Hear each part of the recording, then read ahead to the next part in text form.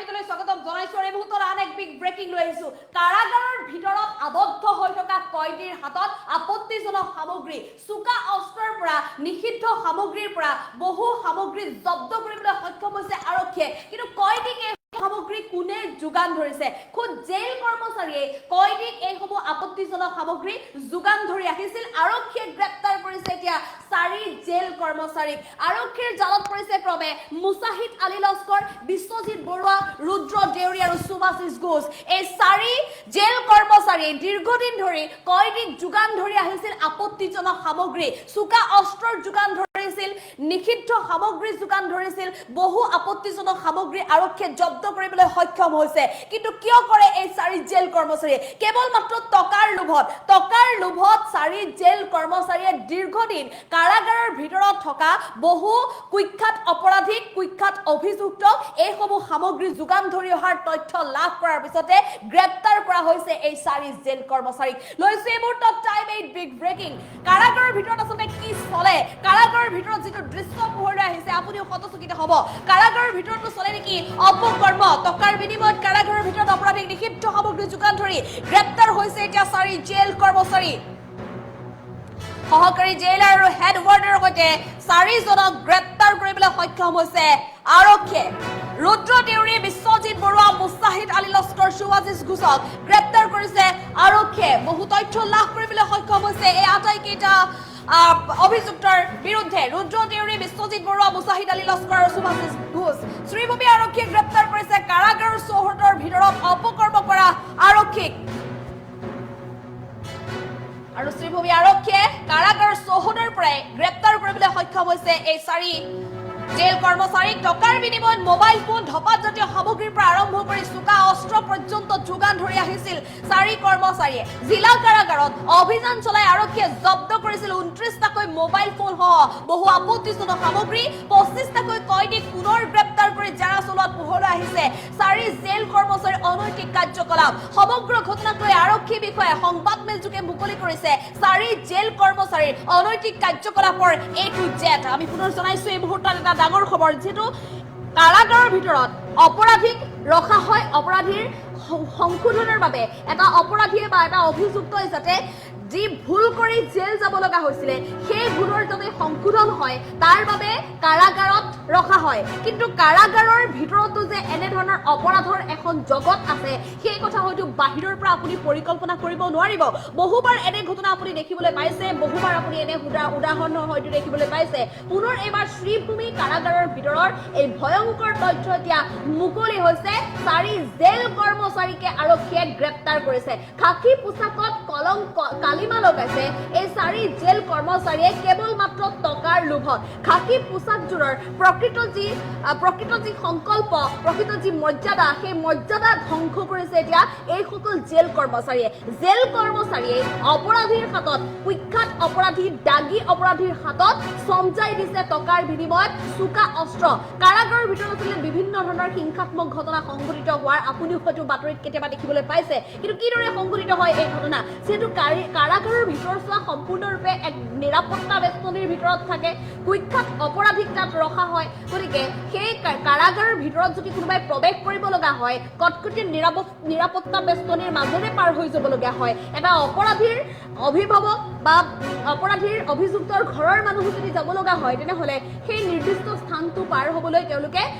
তেওঁলোকে যথেষ্ট কটকটীয়া নিৰাপত্তা বেষ্টনীৰ মাজেৰে পাৰ হৈ যাব লগা হয় কিন্তু তাৰ পিছতো জেলৰ ভিতৰত এই সমূহ সামগ্ৰী কেনেকৈ ওলাল সমগ্ৰ ঘটনা সন্দৰ্ভত আৰক্ষীয়ে অভিযান চলালে শ্ৰীভূমি আৰক্ষীৰ অভিযানত দীঘলীয়া সময় ধৰা যি অভিযান সেই অভিযানত জব্দ কৰিলে কাৰাগাৰৰ ভিতৰৰ পৰা শ্ৰীভূমি জিলা কাৰাগাৰৰ ভিতৰৰ পৰা জব্দ কৰিলে 29টাকৈ মোবাইল ফোন অপৰাধীৰ হাতত চম্জাবলৈ সুবিধা কোনে দিছিলে অপৰাধীৰ হাতলৈ মোবাইল ফোন যোৱাৰ ক্ষেত্ৰত এই 4 জেল কৰ্মচাৰীয়ে জড়িত আছিল 4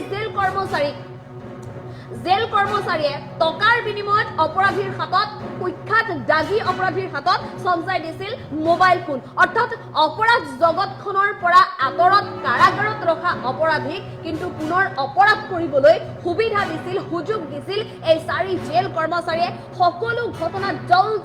পটকৈ পোহৰলৈ আহিছে। আৰক্ষীৰ অভিযানৰ অন্তত 25টাকৈ কয়দীক আৰক্ষীয়ে জেৰা চলাইছিল। অভিযানত যেতিয়া জব্দ কৰা হৈছিল চোকা অস্ত্ৰ, কেইখন চোকা অস্ত্ৰ, দা কটাৰী, চুৰি পৰ্যন্ত জব্দ কৰিবলৈ সক্ষম হৈছিল। আৰু ইয়াৰ উপৰিও 29টাকৈ মোবাইল ফোন জব্দ কৰিছিল। সমান্তৰালভাৱে বিভিন্ন ধৰণৰ নিচাজাতীয় সামগ্ৰী জব্দ কৰিছিল, ধপাত জাতীয় সামগ্ৰী জব্দ কৰিছিল। এই সামগ্ৰীবোৰ জব্দ কৰোঁতে 25টাকৈ কয়দীক আৰক্ষীয়ে গ্ৰেপ্তাৰ কৰিছিল। কাৰাগাৰৰ ভিতৰৰ পৰাই পুনৰ গ্ৰেপ্তাৰ কৰিছিল 25টাকৈ কয়দীক। 25টাকৈ কয়দীক দীৰ্ঘ সময় ধৰি জেৰা চলোৱাৰ অন্তত পোহৰলৈ আহে যে কাৰাগাৰৰ ভিতৰত থকা দাগী অপৰাধীৰ হাতত, কুখ্যাত অপৰাধীৰ হাতত কোনে এইসমূহ সামগ্ৰী যোগান ধৰি আহিছিল। এই 4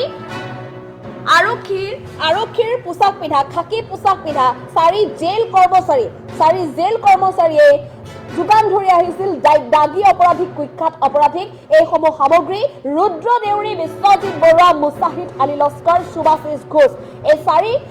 জেল কৰ্মচাৰীক ইতিমধ্যে আৰক্ষীয়ে গ্ৰেপ্তাৰ কৰিছে বুলি জানিব পৰা গৈছে। কাৰাগাৰৰ চৌহদৰ ভিতৰত অপকৰ্ম কৰা আৰক্ষীক ইতিমধ্যে গ্ৰেপ্তাৰ কৰিছে আৰক্ষীয়ে। টকাৰ বিনিময়ত মোবাইল ফোন, ধপাত জাতীয় সামগ্ৰীৰ পৰা আৰম্ভ কৰি চোকা অস্ত্ৰ যোগান ধৰি আহিছিল 4 জেল কৰ্মচাৰীয়ে। খাকী পোছাকৰ মৰ্যাদা হানি কৰি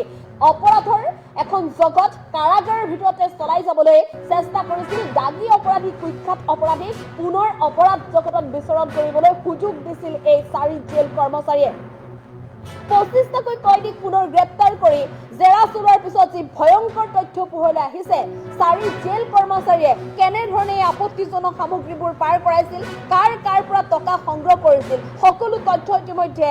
অভিযানকাৰী আৰক্ষীৰ দলটোৱে উদ্ধাৰ কৰিবলৈ সক্ষম হৈছে। আৰু এই সন্দৰ্ভত আৰক্ষী বিষয়া সংবাদমেলযোগে মুকলি কৰিছে 4 জেল কৰ্মচাৰী, খাকী পোছাকত কালিমা হনা, খাকী পোছাকৰ মৰ্যাদা হানি কৰা এই 4 জেল কৰ্মচাৰীৰ A to Z কেলেংকাৰীৰ তথ্য। আৰু এই মুহূৰ্তত আমি আৰক্ষী বিষয়াগৰাকীৰ ভাষ্য আছে, আৰক্ষী বিষয়াগৰাকীৰ ভাষ্য আগবঢ়াবলৈ চেষ্টা কৰিছোঁ। ফেব্ৰুৱাৰী মাহৰ 2 তাৰিখে শ্ৰীভূমি জিলা কাৰাগাৰত এটা ৰেড চলিছিলে আমাৰ মাননীয় SSP মহোদয়ৰ নেতৃত্বত। এটা খবৰ আছিলে যে তাত বিভিন্ন ধৰণৰ এণ্টি ছ'চিয়েল এক্টিভিটিজ চলি আছে তাতে, আৰু বিভিন্ন ধৰণৰ মোবাইল ফোন বা এনেকুৱা ধৰণৰ ব্যৱহাৰ কৰি পেলাই তাৰ দ্বাৰা কিছুমান অসামাজিক আৰু ক্ৰিমিনেল এক্টিভিটিজ চলি আছে বুলি খবৰ আহিছিলে। আৰু তাৰ ভিত্তিত SSP মেডামৰ নেতৃত্বত চলিলে তেতিয়া আমি টোটেল 29টা মোবাইল হেডছেট ৰিকভাৰ কৰা হৈছিলে তেওঁলোক কয়দীবিলাকৰ ফালৰ পৰা, চাৰ্জাৰ্ছ, ইয়েৰফোনছ আৰু তাৰ লগতে বেলেগ নিষিদ্ধ বস্তু যেনেকৈ হুক্কা, চিগাৰেটছ, লাইটাৰ্ছ আৰু লগতে চোকা অস্ত্ৰৰ নিচিনা চুৰি, ব্লেড এনেকুৱা ধৰণৰ যিখিনি তেওঁলোকৰ লগত কয়দী হিচাপে থাকিব নালাগে তেওঁলোকক সেইখিনি যোগান ধৰা হৈছিলে বুলি সেই ক্ষেত্ৰত ৰেডৰ সময়ত তেওঁলোক ধৰা পৰিলে আৰু চিজ কৰা হৈছিলে। আৰু এই ক্ষেত্ৰত আমি যেতিয়া এটা কেছ ৰেজিষ্টাৰ হ'ল ফেব্ৰুৱাৰী মাহৰ 5 তাৰিখে Sribhumi PS case number 36/2026 under section 61(2), 323, 49, 262 BNS আৰু তাৰ লগত read with section 42 of the prisons act. আৰু এই ক্ষেত্ৰত অনুসন্ধান যেতিয়া আৰু চলিলে, বাকী কয়দীসকলৰ ষ্টেটমেণ্ট লোৱা হ'ল, তেতিয়া গম পোৱা গ'ল যে কিছুমান জেইল অফিচিয়েলছো তেওঁৰ লগত জড়িত আছিলে। আৰু ছাবচিকুৱেণ্টলি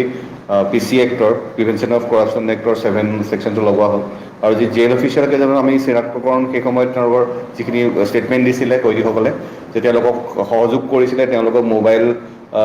বা এনেকুৱা ধৰণৰ বাকী চিগাৰেট বা যিখিনি বস্তু আছে তেওঁলোকে যিবিলাক পাব নালাগে সেইখিনি পোৱাৰ সুবিধা কৰাৰ বাবে তেওঁলোকে এটা নিৰ্দিষ্ট ধৰণে পইচা লৈছিলে। আৰু কেইজনমান পুলিচ তাৰ জিলা কাৰাগাৰৰ আছিলে কৰ্মচাৰী আছিলে, তেওঁলোকক চিনাক্তকৰণ হোৱা হৈছিলে তেওঁলোকৰ নাম উল্লেখ কৰাৰ ভিত্তিত। তেওঁলোকৰ নাম হৈছে ক্ৰমে Rudra Deori, assistant jailer, Biswajit Baruah, assistant jailer,